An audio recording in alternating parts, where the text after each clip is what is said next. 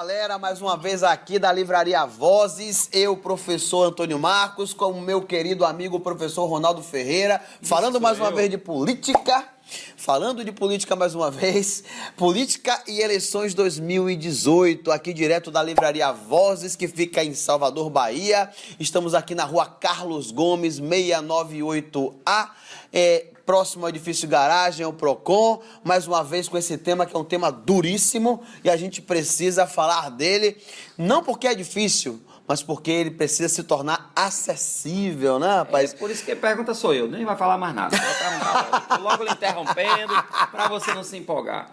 O que você acha dessa frase aqui, ou dessa construção, dessa poesia de um grande filósofo, né? Já que disseram que Valesca Popozuda é filósofo, eu posso dizer que Bezerra da Silva, com todos os méritos, foi um grande filósofo. Numa das letras de música dele sobre o político caô, ele afirma: meu irmão, se liga no que vou lhe dizer. Hoje ele pede seu voto, amanhã ele manda a polícia lhe bater. Rapaz, ainda dizem que o pessoal do rap é que foi precursor do protesto na música, hein? Rapaz, Bezerra da Silva, caô, político. Rapaz, hoje ele pede seu voto, amanhã ele manda ele prender, né? Aí ele diz: esse jogo é muito sujo, mas eu não desisto assim. Você me deve. Malandro é malandro, mané é mané. Você me deve, seu canalha. Não vai bancar de malandro pra mim. Isso ele tá falando numa música que o título é justamente O Candidato Caô. E já expressa aí, Ronaldo, nessa última frase, nesse último trecho da música, uma consciência de que, olha, não me passe para trás não, que eu reconheço os meus direitos. Sim. Então, a gente precisa colocar em pauta isso, né? Porque se tem órgão público que você pode pedir, que você pode reivindicar, que você pode... Não é só protestar, é reivindicar o seu verdadeiro direito como pessoa que paga imposto.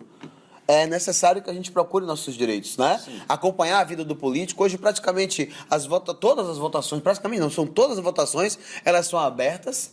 Nós temos hoje também os sites, né, governamentais que você pode acessar, sites de transparência, embora nem todos demonstrem toda a transparência, a gente precisa ressaltar isso, frisar que algumas coisas na transparência, como cartões corporativos, que a gente só fica sabendo pela imprensa, que não é a imprensa de grande repercussão, mas é a imprensa que coloca suas notas de forma fiel a como foi pesquisado, né?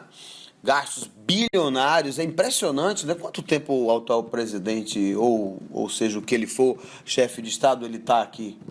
Menos de 2 anos. Menos de 2 anos, né? Como é que se gasta no governo dele, não é especificamente só ele, mas como é que se gasta nesse governo com cartões corporativos algo na casa do bilhão? É um negócio impressionante, né? Marquinhos, quando você para pensar nisso, você vê algumas questões. E há uns 3 anos, eu não sei porquê, eu estava fazendo pesquisa sobre o uso, porque eu estava, na verdade, eu lembro agora, eu estava pesquisando a vida de Florestan Fernandes. Sim, grande Florestan Fernandes. E Florestan Fernandes se recusou ao Sírio-Libanês, Albert Einstein, que ele tinha direitos como político que tinha sido, e não pela sua grande obra, seu grande trabalho. Sim. E ele se recusou isso e foi para o Hospital do Servidor, etc. E aí eu fiz uma pesquisazinha básica, saber por que os políticos tinham direito a esses grandes hospitais, né? Referências não só nacionais, mas internacionais. E aí eu vi uma nota que dizia que, não estava nem no final do ano ainda, era de janeiro a agosto, só os senadores já tinham gastado naquele momento quase 80 milhões de reais de uso em um desses hospitais. 80 milhões de 80 reais. milhões. E aí você vai puxar aqui, puxar ali, puxar aqui, puxar ali, você vai tomar susto com esses dados, né? Isso há 3 anos, não é? Antes mesmo desse atual... É que você falou no instante aí. Líder momentâneo do Não se pode falar o nome porque ele pode aparecer aqui do nosso lado, né? Não seria bom. Não, isso seria muito desagradável, inconveniente. Logo nós, professores, que somos pessoas que, segundo a política estrutural dele, gastamos demais para o governo, nós somos despesa para o governo dele, né? Nós que não produzimos nada segundo a linha de raciocínio desse atual governo. E eu digo isso com propriedade, com pesquisa, que eu espero que cada um de vocês que está nos ouvindo o faça. Ainda que seja para discordar do que eu estou dizendo, porque eu acho que isso é importante ser pontuado. Nós não estamos aqui como representantes nem donos da verdade, mas a gente precisa expor algumas coisas. Porque eu me sinto, desculpa, mas me sinto indignado quando um político diz que nós representamos custo. Professor, educação, saúde, infraestrutura não representam custos numa política bem feita. Representa investimento no cidadão, investimento na sociedade, no bem-estar social, que vai com toda a sua vibração, saúde, com toda a sua dedicação à estrutura do país, dar retorno em impostos. E aí o país vai funcionar, e as pessoas vão viver bem, e os políticos vão viver bem também. Mas viver bem não é viver nesse Elísio enquanto todo mundo está no inferno. Agora tem uma coisa, Marcos.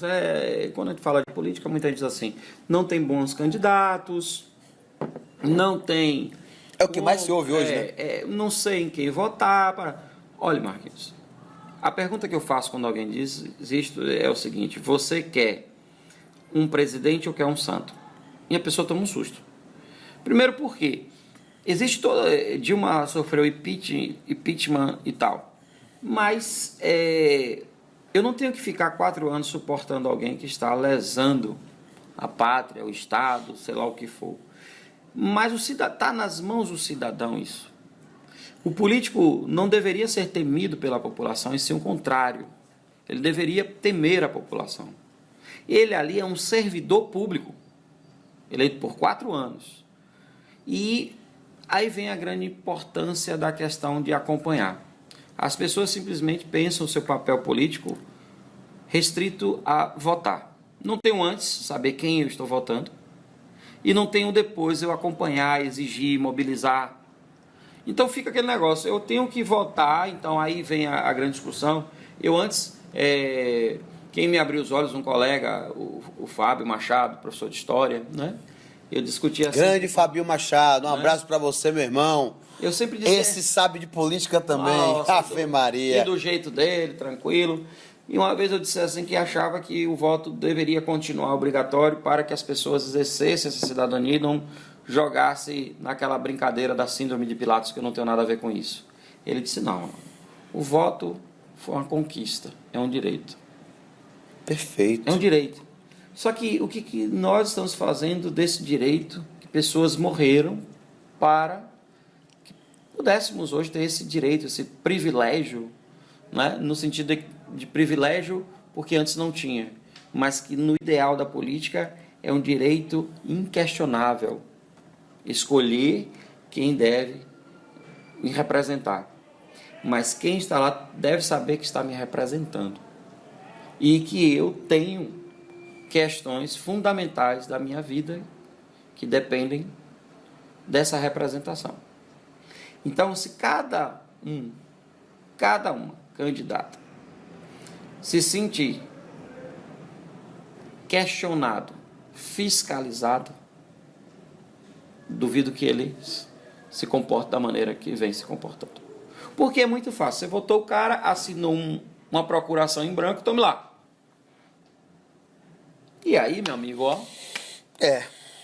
Eu acho que essa questão de você cobrar o candidato, você mandar e-mail para ele, acompanhar. É aquilo que você prometeu, acompanhar, e por que isso não foi feito ainda, e por que isso não está funcionando. Eu acho que a gente precisa ser um pouco mais assim. Perceber quem votou coisas que não são, em hipótese alguma, a representação minha. Não é só isso. Contrário. A gente está vendo votações que estão tirando a dignidade das pessoas, pô. Como votar nessas pessoas que fazem um trabalho do mal, no sentido, se eu posso pensar o mal como essência? Exatamente.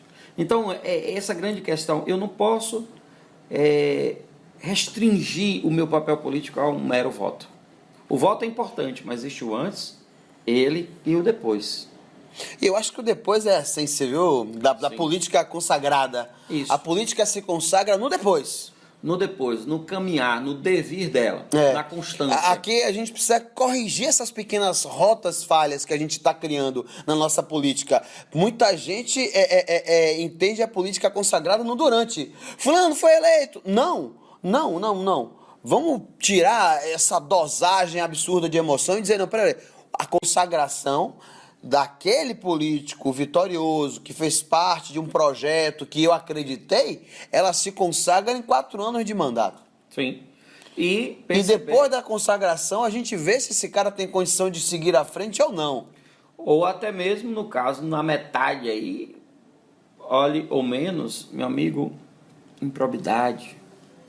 Que é quase uma regra na política nacional, né? Improbidade administrativa. Agora estão criando regras para dilatar os gastos porque o atual presidente não conseguiu cumprir inúmeras questões voltadas para isso.